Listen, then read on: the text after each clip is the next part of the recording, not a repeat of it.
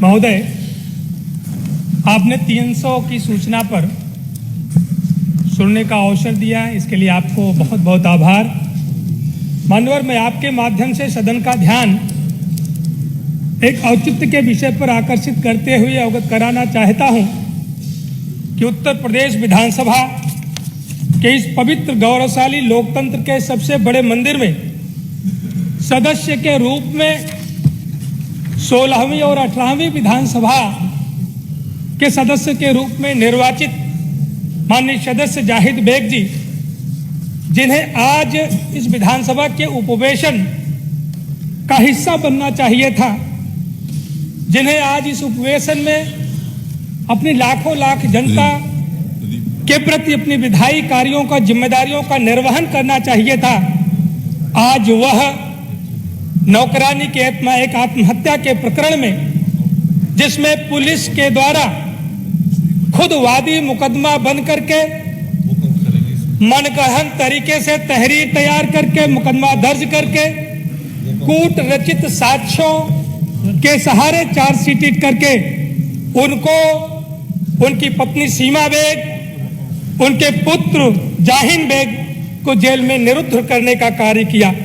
मान्य, और वहीं पर जब यह घटना हुई, मृतका की मां, मृतका के पिता, उनके अन्य परिवारीजनों ने इस बात को बारंबार पुलिस के सामने कहा कि इस प्रकरण से, इस आत्महत्या के प्रकरण से माननीय विधायक जी के परिवार का कोई भी वास्ता नहीं है, लेकिन पुलिस ने उसको नजरअंदाज करने का काम किया और मृतका के परिवार के लोगों ने एक बकायदा हलफनामा जो जाकर के थाने में दिया, थाने के लोगों ने उस हलफनामे को भी संज्ञान में नहीं लिया।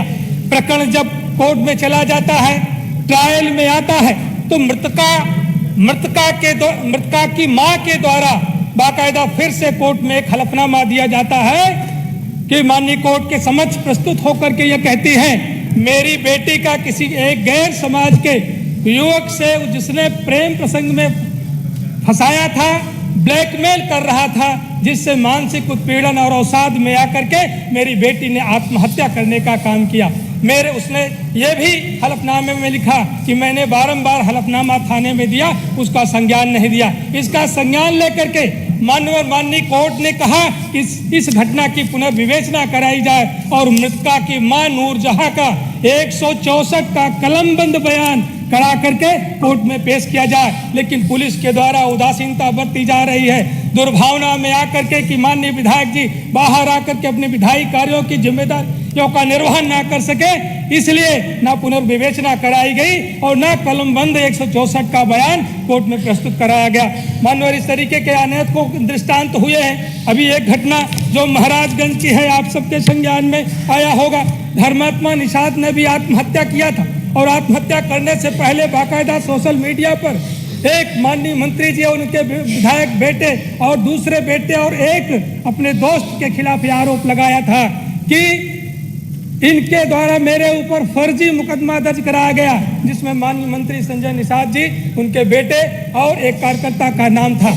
मानवर, मेरा आशय ये नहीं है कि उस पर कार्रवाई हो जाती, उसमें माननीय मंत्री जी के परिवार के किसी सदस्य का नाम तहरीर में दर्ज नहीं किया गया, जबकि पीड़ित परिवार के द्वारा तहरीर में बाकायदा आरोप। चलिए, अब आप पूरा डिटेल पर बोलिए। बस आ गया है। मेरा आशय कतई नहीं है कि किसी के खिलाफ कोई कार्रवाई हो। मेरा आशय है कि पुलिस का ये दोहरा मानदंड क्यों कि एक के खिलाफ जहां पर पीड़ित परिवार ने कोई शिकायत भी नहीं करी, कोई मुकदमा भी नहीं दर्ज कराया, फिर भी समाजवादी पार्टी के विधायक को जेल में निरुद्ध करने का काम किया। वहीं पर हम सबको पता है कि इस सदन के एक बहुत वरिष्ठ सदस्य माननीय आजम खान साहब, जो 9 बार रामपुर की आराध्य जनता ने उनको 9 बार विधायक बना करके इस सदन में भेजने का काम किया था।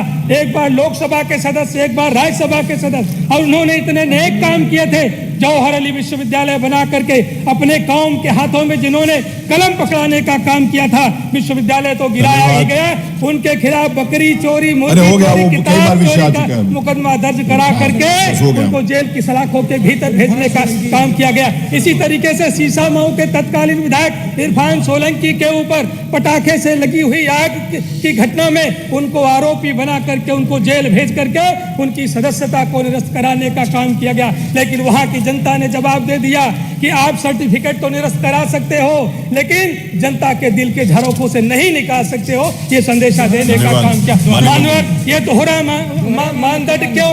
मैं इसीलिए मैं कहना चाहता हूँ, जो औचित्य प्रश्न उठाया था, माननीय, क्या समाजवादी पार्टी का सदस्य होना, क्या समाजवादी पार्टी का विधायक होना अपराध है?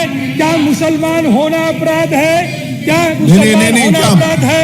क्या इस कृत्य से ये नहीं देखिए, आप इस विषय, जो विषय देखिए डॉक्टर वर्मा, जो आपने विषय लिया केवल उसी के ऊपर बोलिए। देश विदेश की तमाम खबरों के लिए सब्सक्राइब करें NKP न्यूज।